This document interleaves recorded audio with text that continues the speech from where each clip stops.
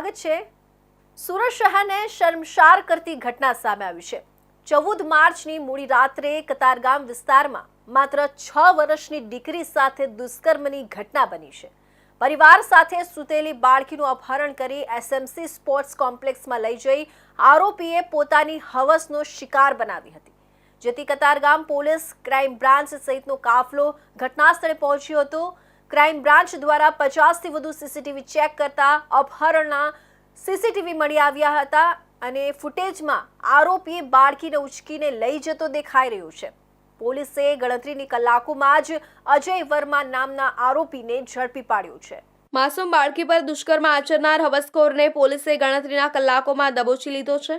આરોપીનું નામ અજય વર્મા છે। તે મૂળ યુપીનો રહેવાસી છે અને સુરતમાં શેરડીની લારી પર કામ કરે છે।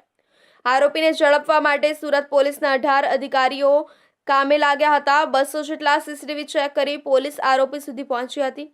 દુષ્કર્મની ભોગ બનેલી બાળકીનું ઓપરેશન પૂર્ણ થયું છે। લગભગ 1.5 કલાક સુધી ઓપરેશન ચાલ્યું હતું। સુરત મનપા સંચાલિત સ્મીમેર હોસ્પિટલ ખાતે ગાયનેક વિભાગ અને સર્જરી વિભાગના અનુભવી ડોક્ટરોની ટીમ દ્વારા તાત્કાલિક સર્જરી કરવામાં આવી છે। બાળકી ગંભીર રીતે ઇજાગ્રસ્ત થઈ હતી। બાળકી હાલ આઈસીયુમાં રાખવામાં આવી છે। હાલ તેની સ્થિતિ સ્થિર હોવાની માહિતી ડોક્ટર આપી રહ્યા છે। આ મામલે ક્રાઇમ બ્રાન્ચના જોઈન્ટ સીપી રાઘવેન્દ્ર વત્સે જણાવ્યું હતું કે 14 માર્ચની મોડી રાત્રે 6 વર્ષની બાળકી સાથે દુષ્કર્મ થયું હતું, જ્યારે આ મામલે સવારે 10:30 વાગ્યે આસપાસ જાણ થઈ ત્યારે પોલીસની અલગ અલગ ટીમો કામે લાગી ગઈ હતી। આ બનાવ કતારગામ પોલીસ અને આસપાસના ઝોનની સિંગણપોર મૈદરપુરાની પોલીસ અને તેમના સ્ટાફ તેમજ ક્રાઇમ બ્રાન્ચના 6 પોલીસ ઇન્સ્પેક્ટર અને 12 સબ ઇન્સ્પેક્ટર સાથે કુલ 150થી વધુ પોલીસ કર્મચારીઓ દ્વારા તપાસ કરવામાં આવી હતી। Police human intelligence, technical surveillance અને 200થી વધુ સીસીટીવીની મદદથી આરોપી સુધી पहुंच શક્યા હતા। 6 वर्ष की बच्ची के साथ दुष्कर्म हुआ और जब ये पुलिस को जान हुई आज सवेरे, पुलिस को खबर मिली सवेरे आज, तो पुलिस की अलग अलग टीमें इसमें काम में लग गई। ये बनाव कतारगाम पुलिस स्टेशन के एरिया में बना है। तो कतारगाम की पुलिस, आसपास के बाकी थाने जो जोन के लगते हैं, मैदरपुरा, सिंगनपुर, इनकी पुलिस और उनके स्टाफ और क्राइम ब्रांच की करीब 6 इंस्पेक्टर और 12 सब इंस्पेक्टर मिलाकर 150 से ज़्यादा पुलिस वाले सब इसमें लग गए एक साथ। और हम लोगों ने काफ़ी मेहनत की और ह्यूमन इंटेलिजेंस और सीसीटीवी फुटेज और टेक्निकल सर्वेलेंस, इन सब की मदद से उस आरोपी तक हम लोग पहुंच पाए।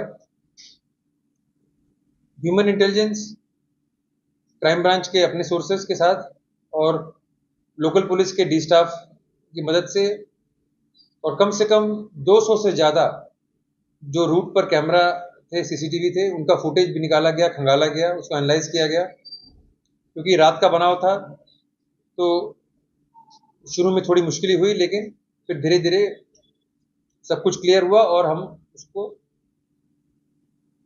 जल्दी ही पकड़ सके। આરોપી સુધી પહોંચવા પીડિત બાળકી પાસેથી જાણકારી મેળવવામાં આવી હતી। પ્રાથમિક તપાસમાં આરોપી બાળકીને ઓળખતો ન હતો। આરોપી શેરડીની લારી ઉપર કામ કરતો હતો। આરોપી 2-2.5 વર્ષ પહેલા પણ સુરતમાં રહેતો હતો। આ વચ્ચે દક્ષિણ ભારત સહિત ભારતના અન્ય શહેરોમાં પણ આરોપીએ કામ કર્યું છે। આ બધું વધુ તપાસમાં ક્લિયર થશે।